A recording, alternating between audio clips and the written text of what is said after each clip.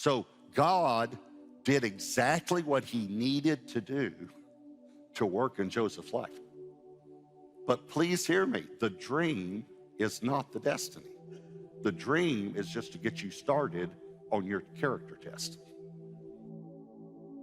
Genesis 41:46, Joseph was 30 years old when he stood before Pharaoh, king of Egypt. So he's 17 and then he's 30.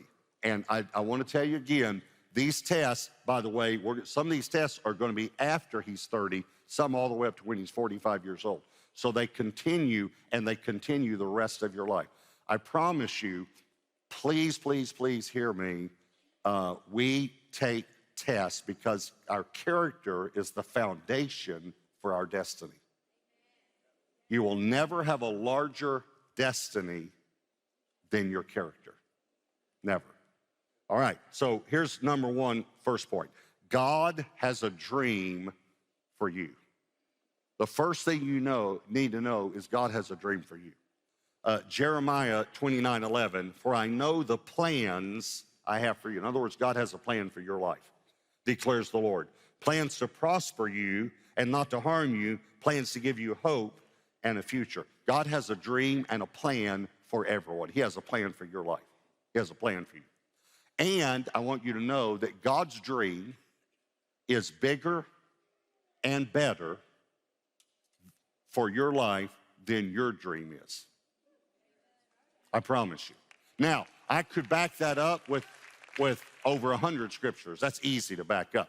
But I'll just back it up with a truth that you can't argue with. The reason God's dream is bigger and better for you than your dream is because God is bigger and better than you. And that's just a simple fact of theology. God's bigger and he's better than you. So his dream for you is bigger and better than yours if you'll just get out of the way and let him do what he wants to do. He can do it. So God has a plan for every person. Joseph's dream was from God. God gave him these dreams. But he gave him these dreams to prepare him for his destiny. Now, this is the only test out of the 10 that I think Joseph failed. Actually, let me rephrase that. Just to show you something, okay? God is so gracious, you actually never fail a test with God. He is so gracious that you just take it over and over and over again until you pass it. So you can move to another city, you can go to another church. If you get mad at me, whatever, I'm just telling you, you're still going to take the same test until you pass it. God, he never puts F at the top of your paper. I saw lots of F's, on my papers growing up. But God never puts an F. He just puts retake. And so you're going to take it. So Joseph does this. But here's what I think about this. This is the pride test. God gives him a dream. And I'm telling you, God has a dream for you. But how can you know God's dream? Well, let me show you a scripture. Numbers 12, verse 6. This is talking about, God is talking about Moses. Then he said, hear now my words. If there is a prophet among you, I, the Lord, make myself known to him in a vision, and I speak to him in a dream. Not so with my servant Moses. He is faithful in all my house. I speak with him face to face, even plainly. And we just, after Pastor Josh's series, we realized that was Jesus talking. And I thought, wow, what a great, Jesus before Christ. What a great thing to show us Jesus in the Old Testament. Okay, but Moses, God said, I speak to others through dreams and visions, but I speak to Moses face to face. Okay, but we know again from that series, that was Jesus. Listen to me, Jesus would like to talk to you face to face. He wants to get to know you. If you want to get to know, here it is. You say, how can I know God's dream for my life? If you want to get to know God's dream for your life, get to know God. Because he's the one that knows it. Here's another one of my favorite scriptures. Psalm 103, verse 7. He made known his ways to Moses, his acts to the children of Israel. Now, I don't know if you see the difference, but there's a big difference there. The children of Israel knew what God did, like parting the Red Sea and things like that. Moses knew why he did it. They knew his acts. Moses knew his ways. He knew him as a person. Get to know the one who can reveal and fulfill your dream. And that's God. Now, not every dream we have is from God. And I'm going to use an example, okay? So all the campuses, all the gatherings, you know, everyone watching, all the prison campuses, everyone, okay? The first, I'm going to say, how many of you men are over 40, but don't raise your hand yet, okay? But how many of you men are over 40 and you played football in school, either high school or college? Would you put your hand up? Okay, listen to me, guys. The Dallas Cowboys are not going to call.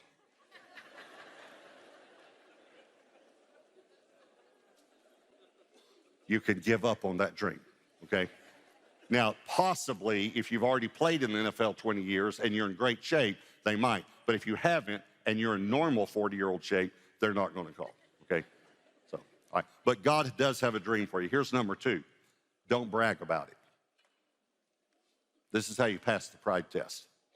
Don't brag about it. Joseph's dream was from God, but his bragging about it was not from God. Here's something that's really amazing to me. Have you ever wondered why God gave him this dream? By the way, I don't know if you noticed this, but his dream wasn't his destiny. His destiny was to feed multitudes of people. But when you're talking to a 17-year-old, that might not get him excited. But his brothers who hate him, bowing down to him, might get him excited. Why would God give him these 2 dreams? You know why? Because God knew pride was in his heart. And he knew he'd brag about it, and his bragging about it would get him thrown in the pit, which is next week's test. And some of your bragging has gotten you in some pits. And some of my bragging has gotten me in some pits. Some of our mistakes.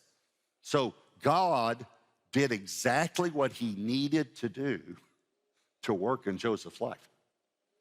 But please hear me, the dream is not the destiny. The dream is just to get you started on your character test. God knows exactly what kind of dream he needs to give you to get you to start passing these tests. One of the tests is the prison test.